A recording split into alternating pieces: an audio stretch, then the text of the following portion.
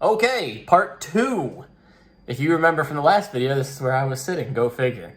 But yeah, this is part 2. So part 1 was the removal of the carbs from the bike and taking them apart and tearing them down and cleaning them. Part 2 is going to be putting them all back together and then testing the bike to make sure it's running. So again, I apologize for breaking it up and having to make a bunch of videos, but here we are with part 2. Enjoy. So just a little bit of information while we're waiting. Anytime you're going to do the fuel system on a motorcycle, whether it's EFI or carbureted, make sure you do the whole thing. Like, for example, this fuel filter is going to get replaced because it's just part of the process. The petcock is going to get taken off the tank and cleaned because, if you're having a fuel issue, sure, it's likely the carburetors, but it could also be a clogged fuel filter. It could be a clogged petcock. Especially if the bike's been sitting for a while with ethanol fuel in it, it's always good to make sure you get the whole thing cleaned. We ordered ourselves a rebuild kit, and it is here. Rebuild kit. This is from All Balls Racing. I don't, again, have any affiliation with them. I will say, this is my opinion, that they are an awesome brand. They've got a lot of really awesome products, but they make bearings. I think I've talked about them when I was talking about the Goldwing. They make bearing conversion kits, all kinds of cool stuff. But that's what we have here is our rebuild kit. So as you can see, it comes with all new screws, new springs. It's got the jets down there, everything we need. The float valves, it's got new needles. I mean, everything. Well, I didn't realize I was that close to you, sorry. Everything is in here. So what we're going to do is I still like to make sure we keep the old parts, but I'll probably get 4 new bins and start separating these out by new bins. Or I can get rid of I still probably won't get rid of them. I don't like to get rid of old parts until I know that the bike's running good. Because say the new jet just isn't right. We've still got the old one that we can throw back in to make sure the bike's running. So I'll get some new bins and we'll separate these out. So the rebuild kit is kind of separated as it came. These are all new screws for the caps and the bowls. Here's all of our jets. Let's see what the sizes are on these.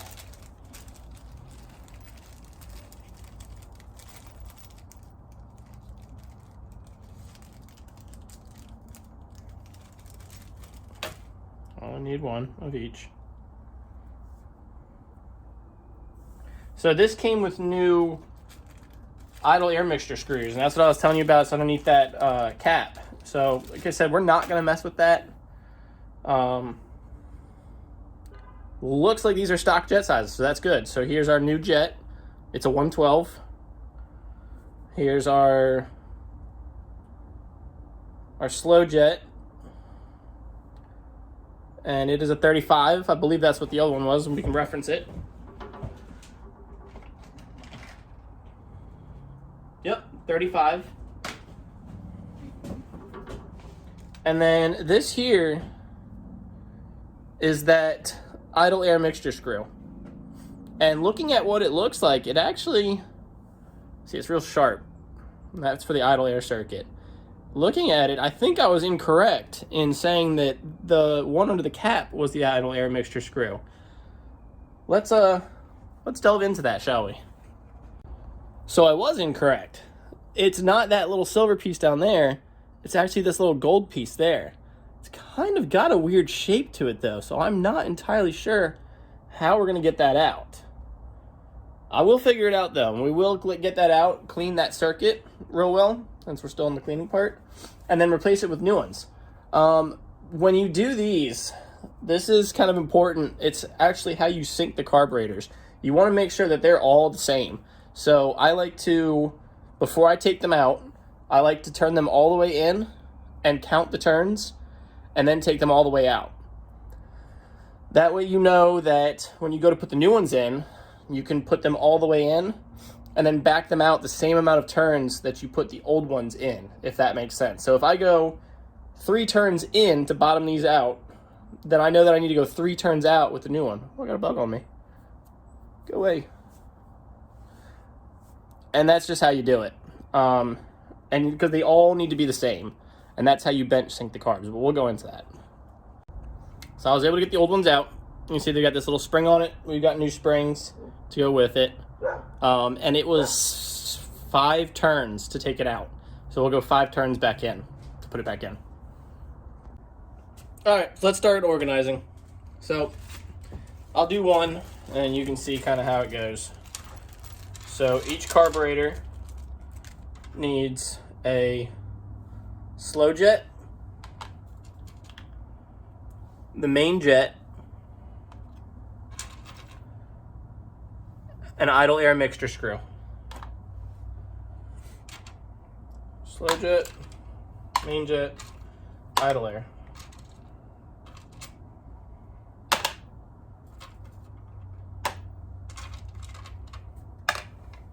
All right, that part's easy.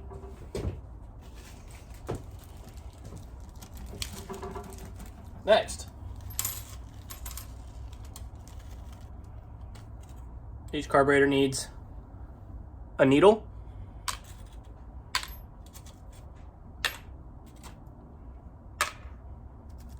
and then each carburetor needs a float valve. So this is what was on the floats, and that's what cuts off the fuel. Each carburetor needs a float valve.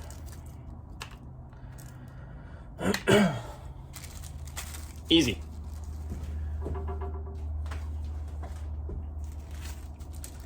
Next, screws. We'll start with springs and washers. So, each one needs 4 of these with the washers on them.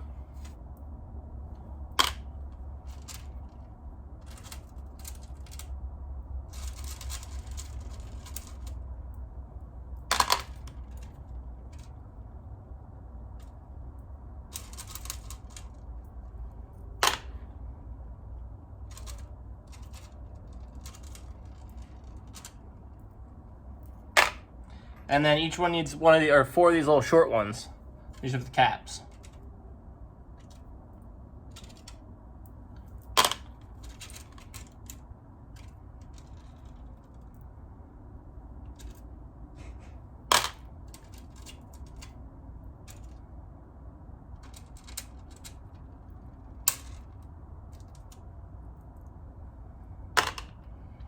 And then the number 2 carburetor is going to have an additional one with the washer, because remember that had the bracket on it.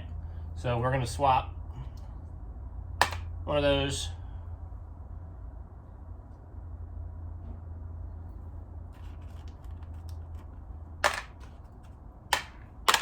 There we go. Not too confusing. And then each carburetor needs one of these little springs. This is for the idle air mixture screw.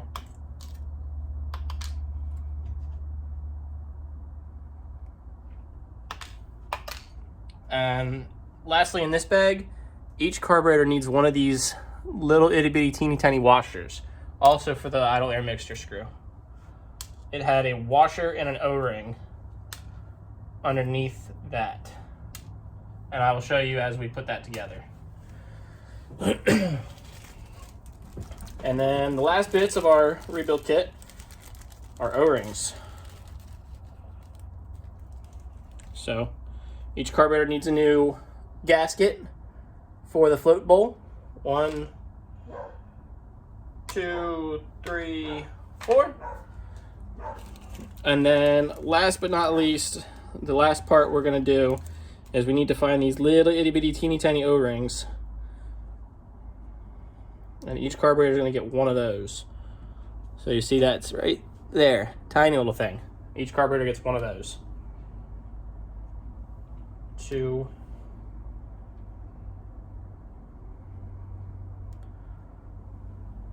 3. Let me find this last one.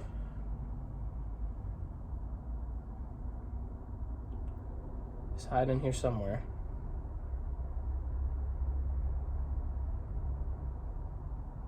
There it is. 4.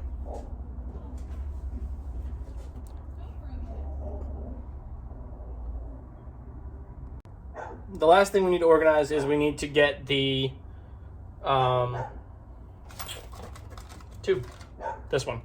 Like I said, this part I figured it wasn't going to get replaced. So we'll make sure to spray some cleaner through all of these. This is what the main jet screws into. So we'll just make sure to spray some cleaner on all of these, but they're each going to go into there. All right, let's start actually rebuilding these.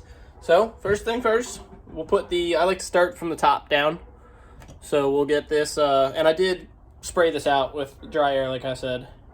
Actually, before we do anything, let's relabel our carbs because the cleaner wiped the numbers off. So we know this was 1, 2, 3, and 4. All right, so I'm gonna do 1 on camera, and then it'll kind of, you know, they all go the same. So, diaphragm, needle, all that. If you notice that there's a little tab right there that indexes into that little notch right there. So we're gonna drop the float in, or excuse me, the diaphragm. And you know, you want to do this real carefully because you don't want to rip the diaphragm. All right, so the diaphragm goes in, and then our spring drops into that, and then we're going to set it down, and we can dump those screws into the bin because we have new screws. And again, it's indexed.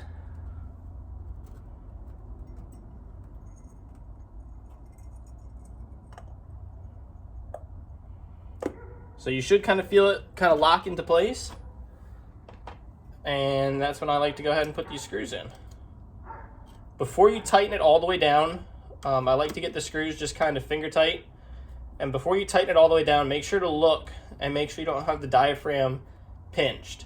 The diaphragm is going to sit underneath the cap, and that's what forms that seal. But just make sure that it's not like sticking out of the sides or anything like that, because then you're going to tear your diaphragm. So I'll just put these 2 corner screws in just to go keep it tight. And I like to go opposing corners. That way it kind of holds it down. And then just give it a once around. Make sure you don't have that diaphragm pinched. And then we'll put those other 2 screws in. So that's how you do that. It's the same all the way across. Just make sure that when you get to that number 2 carburetor, you put your bracket back on. So check it out.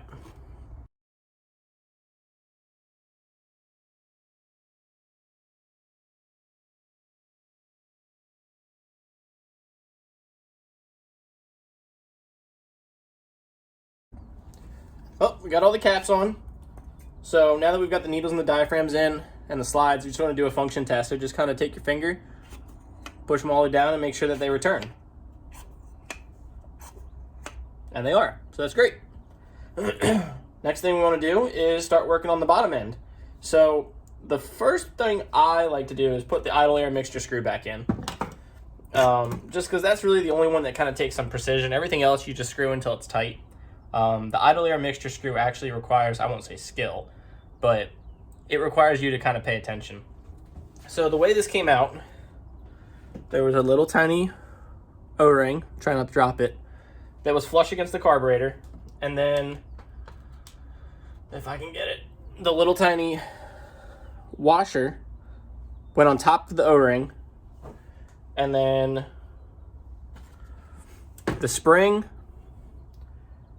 and then the actual adjustment screw itself, which I said was 5 turns out. Just make sure that you turn them all back in the same way. So I like to do half turns at a time and count, and then just make sure you get them all the way back down again, because it's real hard to adjust once it's on the bike. But we'll start with that one. Of course, I had to pull from number 3. So we'll start with number 1, and you can kind of just follow along as I do it. So the first thing that goes in is the O-ring, and then the washer. Something that makes it easier is to put it on a pick, and then just kind of drop the pick in. So you gotta do it backwards, put it on the pick. So we'll put the O-ring on the washer, and then we'll just kind of put the pick into the hole, and they should slide right in.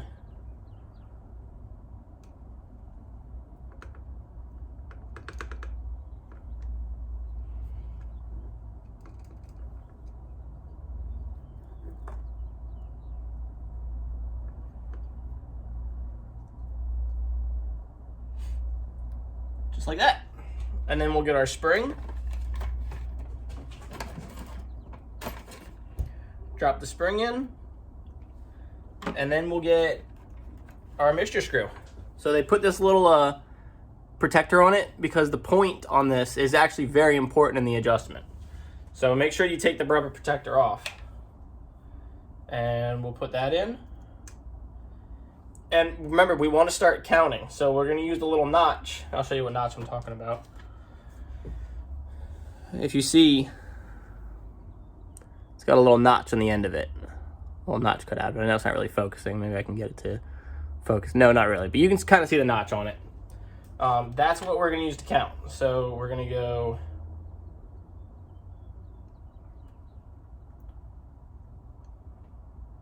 1, 2,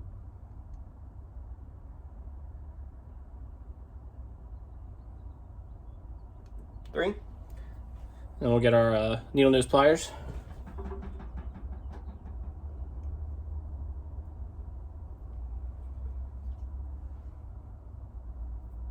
4,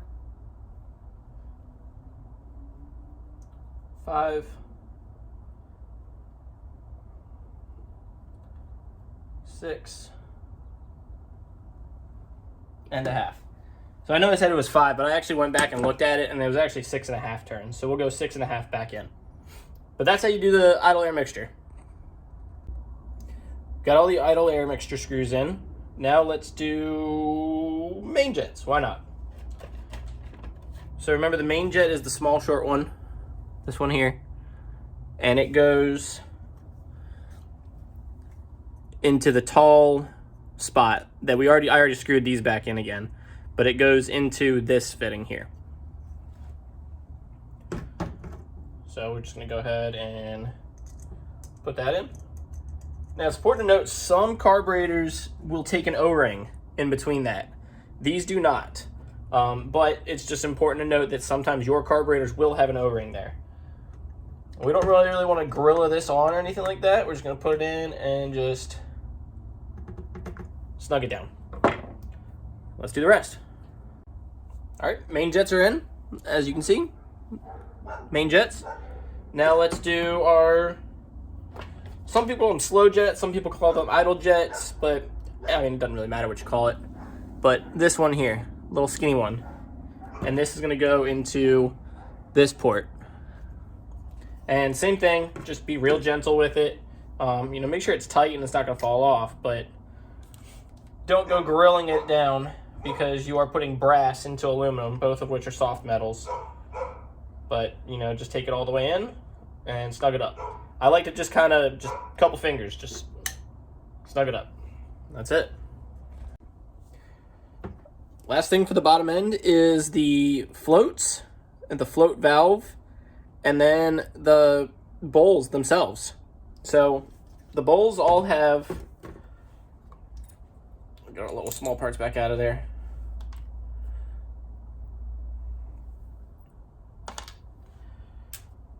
So the bowls themselves, they all have this O-ring on it. That O-ring is going to come off, get replaced with the new one we have. These can be real finicky. They always like to kind of fall off and get pinched, so we'll talk about that. The floats themselves. So just kind of look at them, make sure they're not flimsy, they're not cracked. But the float itself is going to go in, and then the little pin that we took out just slides in there, in that little hole. You can see it coming out. And then between these two posts down here, those two posts. And when you put it on, this is the old one, but we have a new one. The float valve itself is going to go back in there. And this is what shuts off and turns on the fuel supply to the bowls. So let's see if I can get you close enough to see how all that works. We get our new one out of the bag. I don't know why this is the only part that came in its own bag, but it is. There we go. We'll put that with our trash. There's the new one. Much cleaner, much prettier looking. And we'll get that on the float. So if you can see, there's these two little like leaves right there. Oh, no, not leaf, but I'll call them leaves. And it just slides right into that. Just like so. And then, whoo, it's gonna fall off on you.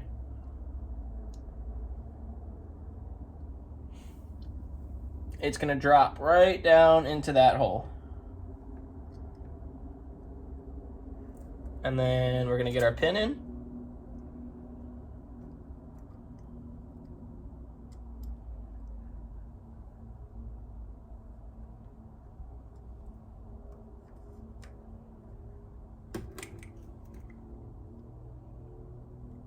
And then make sure it moves freely.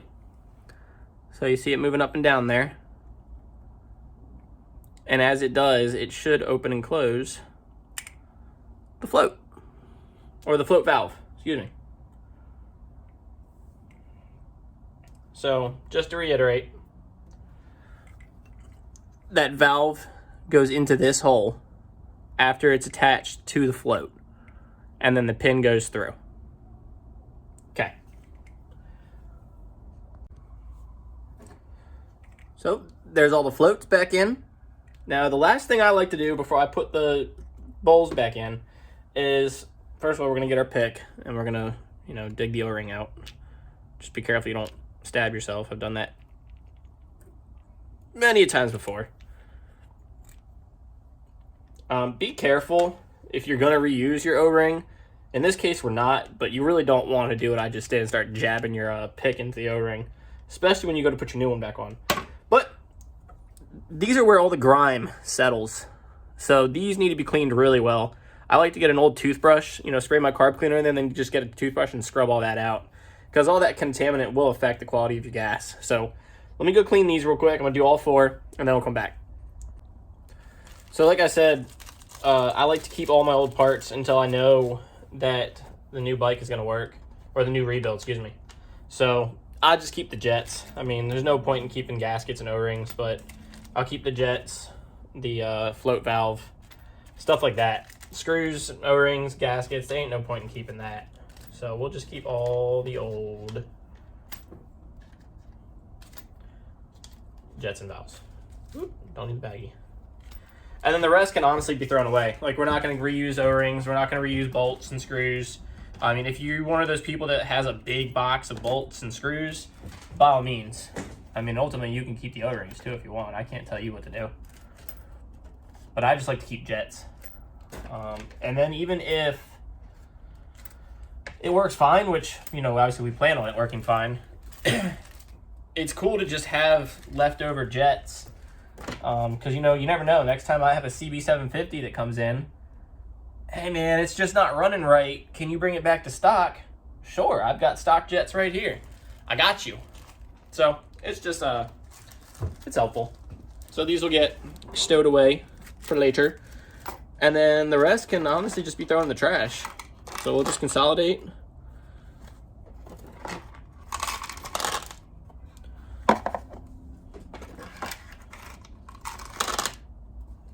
And boom goes the dynamite. So we got the new O-ring in. They're all cleaned out and pretty now. Make sure, because these O-rings don't really like to stay in, make sure that when you actually go to put it on the carburetor, that it doesn't fall out, because if it gets pinched, it's going to leak fuel. And then when you get it on the bike, everything's back together, and you put fuel on it and it's leaking, you're going to be big boy or big girl mad. Well, I'm being so inclusive today. Look at me. But in this case, there's little notches on the bottom that are going to line up with the notches right here in the carburetor. So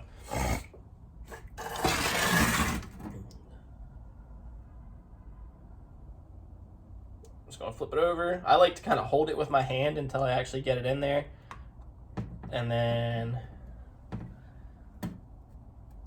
lay it on. And just kind of get your big bald head in the way and make sure that it's not pinched anywhere.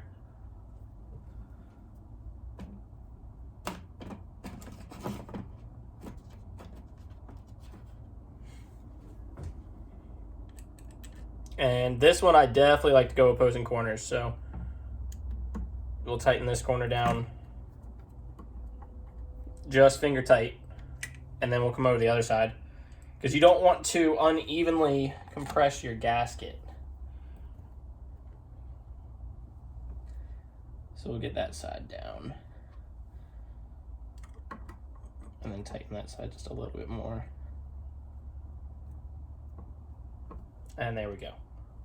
And we'll get our other 2 screws in. And then like all the rest of it, I'll show you one, and then the rest I'm gonna do off camera. I think this video is probably already like 45 minutes long, and I apologize for that. If I knew how to work YouTube, I'd break it up into chapters, but I don't. So maybe one day I'll have a production team. But until then, it's just me, and you have to deal with me.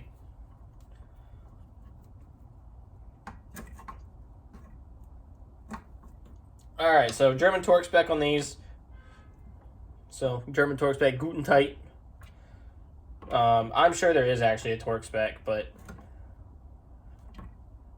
ain't nobody got time for that.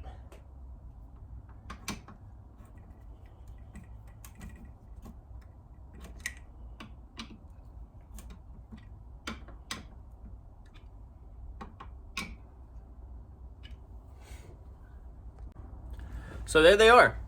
Freshly rebuilt, cleaned, ready to rock. So next thing I want to do is I want to put them back on the motorcycle and run some auxiliary fuel to it. So like from my little fuel tank. That way I know that I've got good fuel and there's good fuel flowing to it. And then we're going to run the bike and see if she starts and see if she runs. And if it does, then we have been successful. I got a note, so I kind of failed y'all. I told you I was going to tell you how to bench sync the carburetors. And I kind of did and I kind of didn't. So bench syncing is just the process of getting all of the air-fuel mixture screws the same. It's a very easy process. So either you can back them all the way in, count the turns, and then make sure that they're all turned in exactly the same amount. Or you can do what I did and back them all the way out, count the turns, and then run them back in, the new ones, just like that. So a lot of people want to know, well, how do I know what's right? And typically, in most cases, I won't say this is for every case. Let me pan up so I can stop hurting my back. There I am.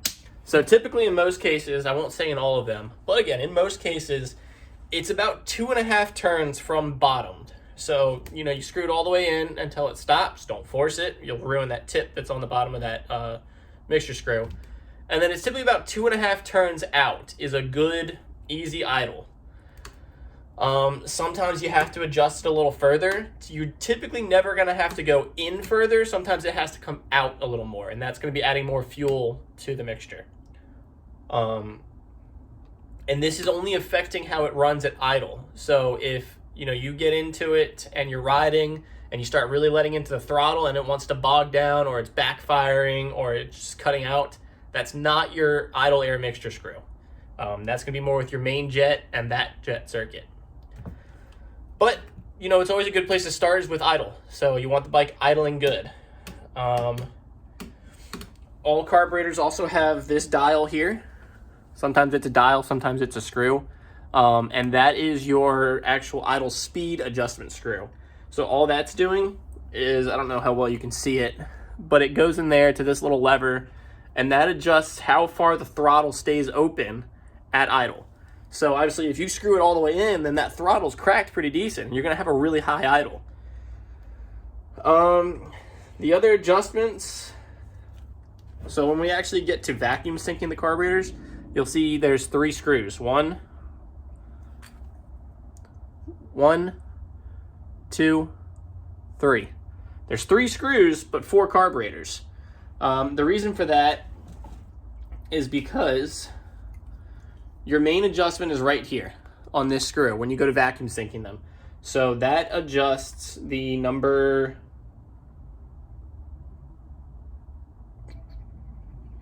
3 carburetor, or we labeled that 2. That adjusts number 2 carburetor.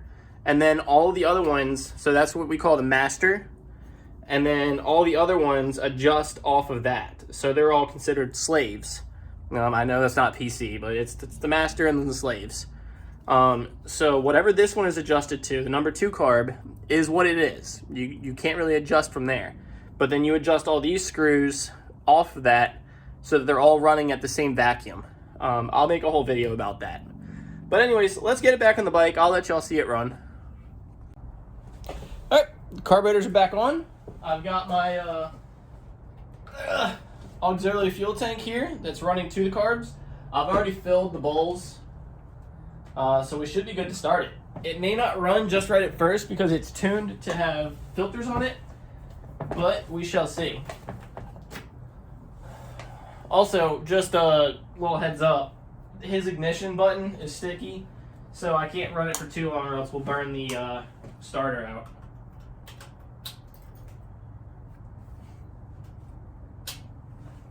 Just kidding, I disconnected the battery. Hold on. Okay, now we got the battery back in. Let's try it again. Okay, we got power. Cool beans. We'll put it back in neutral.